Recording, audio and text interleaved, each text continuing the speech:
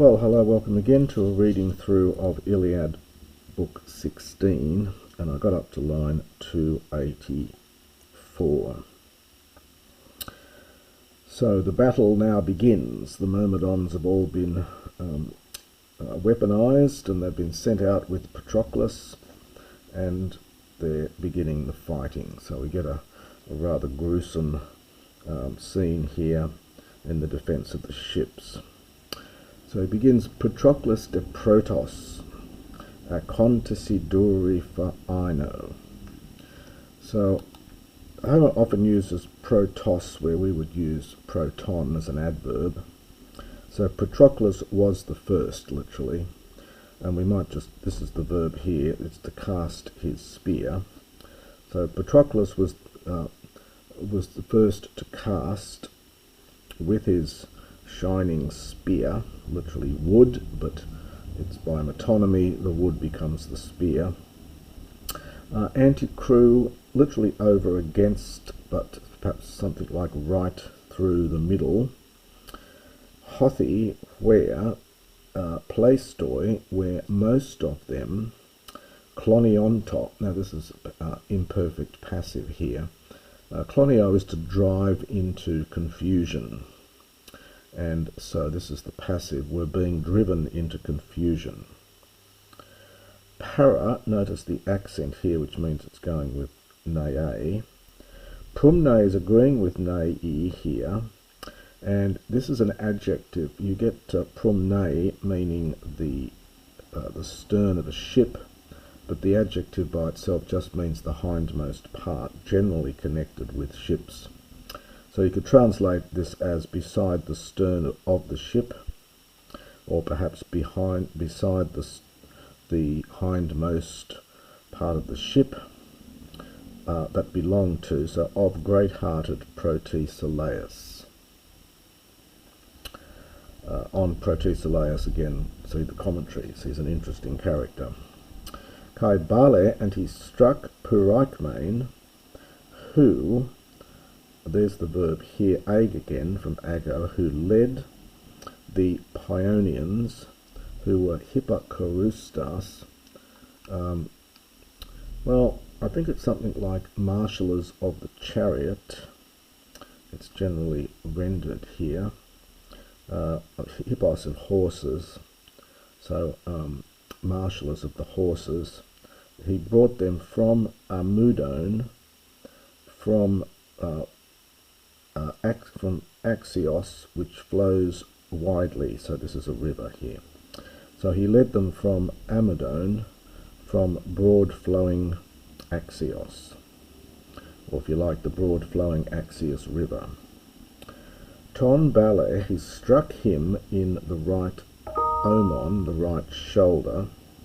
Hode Huptios, and he, Huptios, as you can see from the hook at the beginning, it means lying on his face, so face up.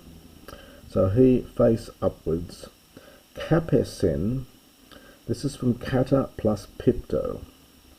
So the aorist is epesen, so you lose the augment as usual. The kata, the alpha goes, as often happens in Homer, and the tor, which is a dental, turns into a labial before the pi. So this is actually kata plus pipto. So he fell face up in the dust, plural for singular, in the dusts, but it's just in the dust. Oimoxas, screaming out, oi moi. So screaming out.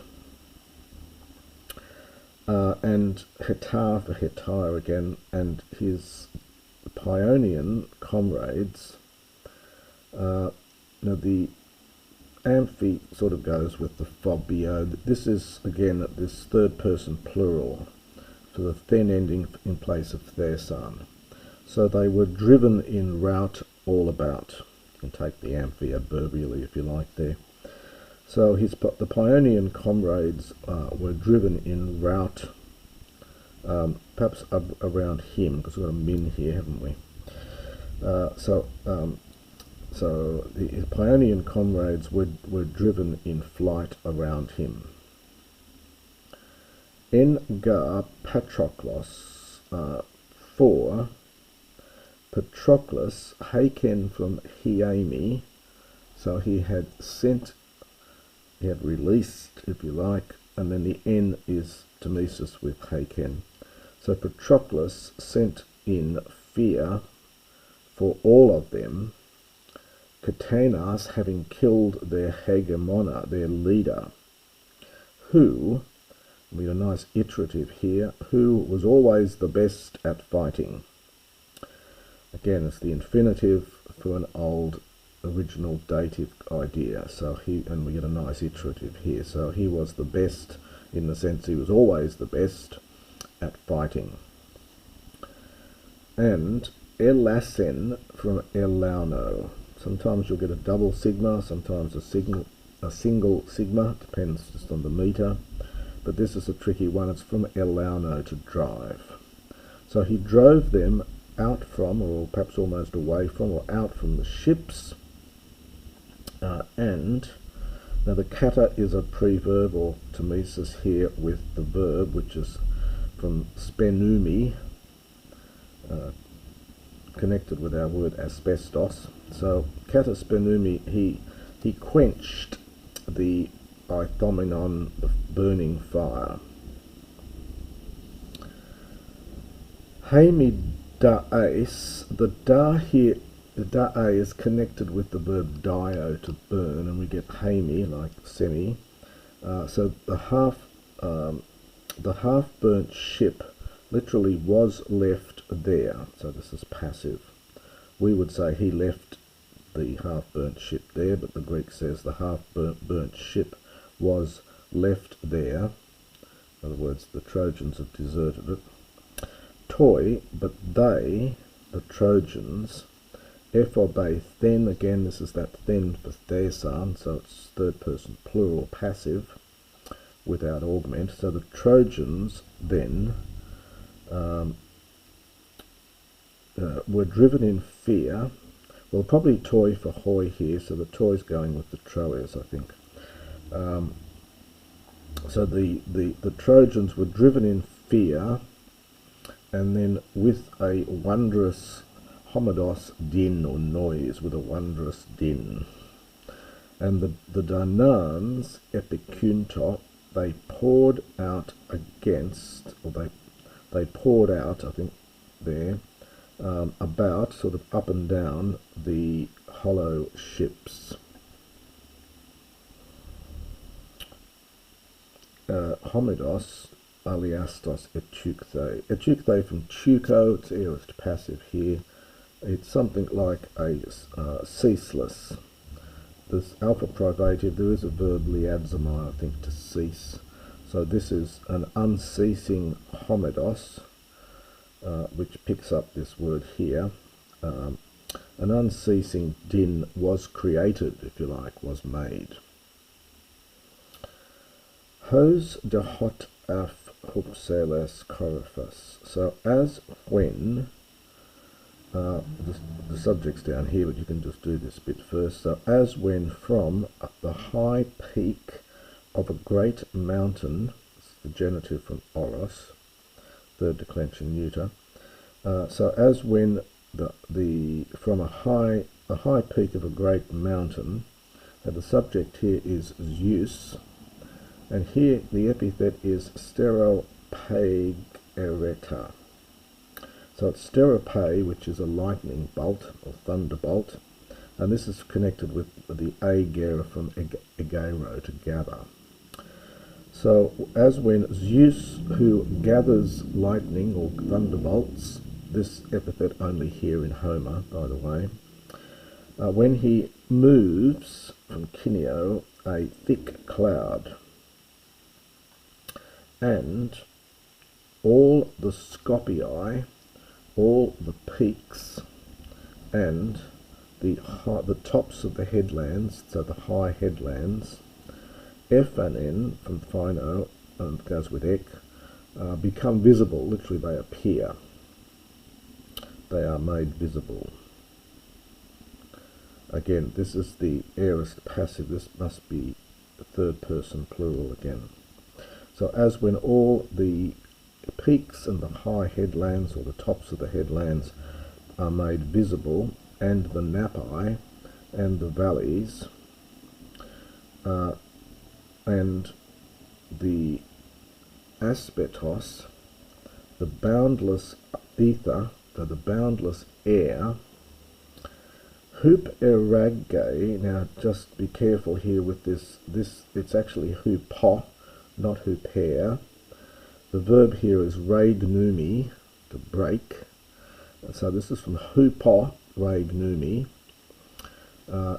This word only occurs twice in the Iliad, nowhere else. It means something like is broken beneath, so is cleft beneath. So it's the boundless air is cleft beneath from heaven. So from heaven is the boundless air broken underneath, broken perhaps from beneath. Thus the Donans, this is from apotheo, so pushing back the destructive fire from the ships, so it's genitive after the apo in here, tutthon anepnusan. This is a fairly common expression. It means they drew breath just a little bit. So we would say in English they got a breather. They got a short breather. But there was not, there was not, it's an imperfect here, without augment. Eroe is literally drawing back, so something like relaxation, but there was no drawing back from the war. There was no respite from the war. For not yet did the Trojans in any way, the main verb is here, phobionta, were they driven in rout by the war-loving Achaeans. Protropidane, this is an adverb. You get lots of these adverbs ending in either don or dane in Homer, and in later Greek as well. It means, and you can see the roots here, turning away. It's quite a rare word, this one. So, for not yet were the Trojans turning away, were they driven in rout by the war-loving Achaeans from the black ships. Al-eti, but still, as you might expect for the Ara, but still then they stood against them, they resisted. But hup o akon, this is from hup ako, it means to withdraw. Ako is to yield under, so to withdraw or retire. So, but by necessity, because they're being attacked, so by necessity they were withdrawing, it's really an imperfect here, from the ships. Now just a little thing here, you're not supposed to have two vowels like this together, hup o akon, and there would have been originally, I think, a digamma in here, so it would have been hup o wakon, I think. And the digamma's disappeared, and so you get this combination of vowels that you wouldn't normally get.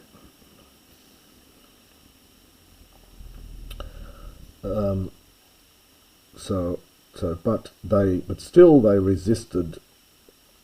So accordingly, they still resisted, but by necessity they were withdrawing from the ships.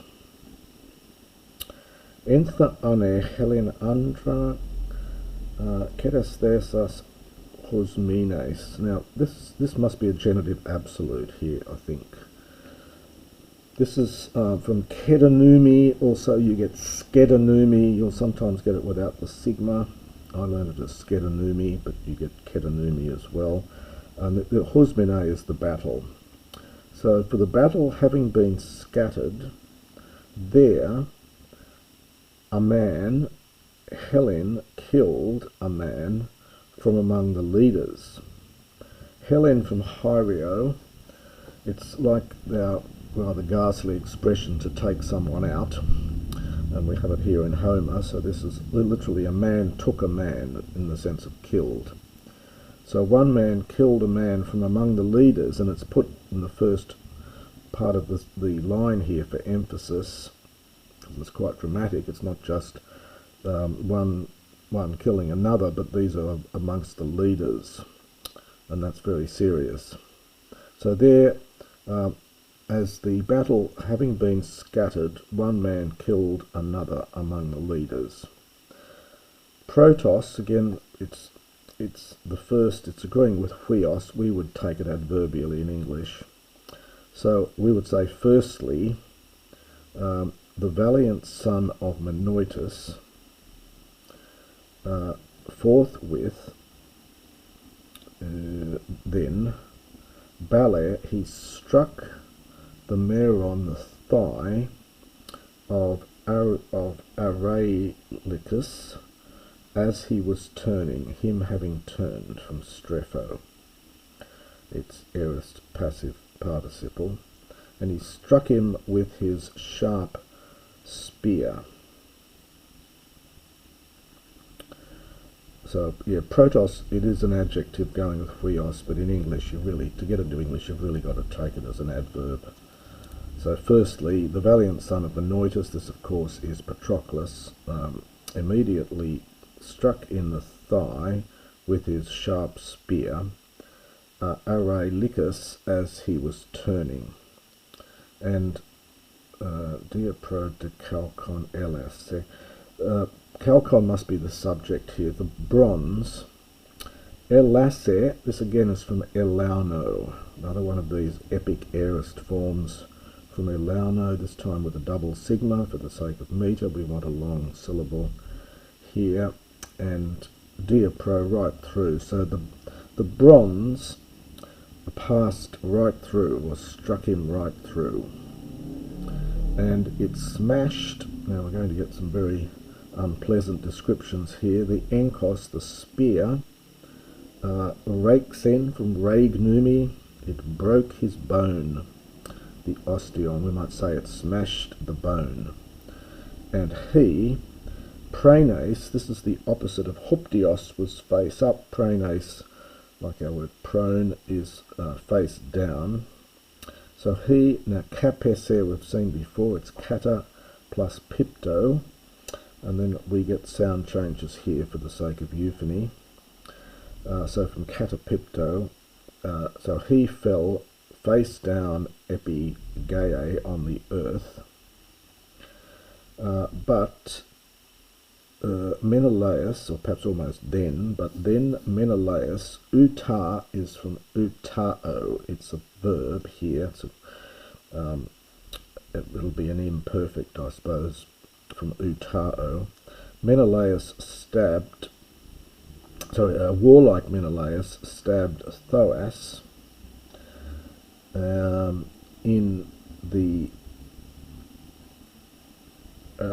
his sternon gumnothenta. Now this is a aorist passive participle from gumnoo, and it's used in the sense of unprotected.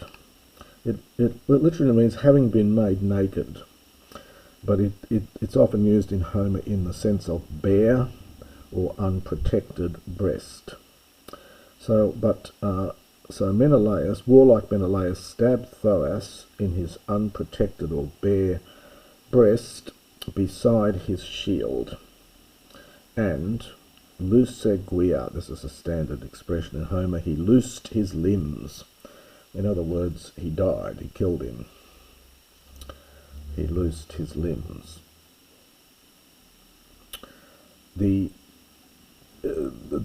Amongst these Homeric heroes in many of these scenes, the hero looks for a spot which is unprotected. And this becomes quite later on in various scenes, such as the death of, we'll see later in the death of Patroclus and the death of Hector and so on. They find some spot which is unprotected, and so that's what he's doing here. Phulades de Amphiclon, Now this has got to be accusative here, so this must be the son of Phylades, and he is mentioned earlier in book 2. His name is Meges, and this is the subject of the verb here. So the son of Phylades, dokusas, from dokuo is to keep a close eye on. So having kept a close eye on Amphiclus as he was charging against him, Ephthei, this is that lovely verb from Thano, meaning something like he was too quick for him, he beat him to it, he got in first. Orexamenos, literally stretching out, or having stretched out, or perhaps having reached for, from orego. So having reached for the, now there's that prumnos as an adjective again, the hindmost part of his leg. So he was too quick for him. We might say here perhaps delivering a blow, literally having reached out for the hindmost part of his leg, where pakistos, superlative from pakos, meaning thick. So it's where the thickest, and then we're going to go to a new page here. Muon anthropoi pelatai. This is from pelamai, just like the verb to be. So where is the thickest part, muon, of the muscles of a man?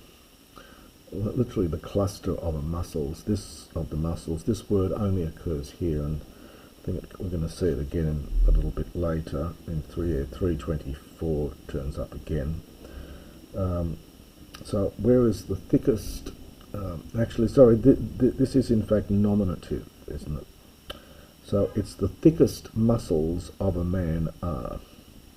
So I'll do that bit again. It's a bit garbled there. So the son of Phylades, having kept a close eye on Amphiclus as he was charging against him, he beat him to it. He was too quick for him, literally having reached for the hindmost part of his leg, where the thickest muscle of a man is. So this is just a nominative singular, muon. Peridankios anke neura diaskisthe. So diaskizomai, and the neura are the tendons. So we've got neuter plural, it's neuron. We get neuron, of course, in modern English. So these are the tendons, were shattered, or were severed, perhaps is better, were severed, were cut in two around the aikme. This is the point of the spear, this is the sharp point of the spear. And another stock phrase in Homer, darkness covered him with respect to his two eyes. There's a dual there, accusative of respect. So darkness covered him, we would say covered his eyes, literally darkness covered him with respect to his two eyes. And that is the next part of book 16.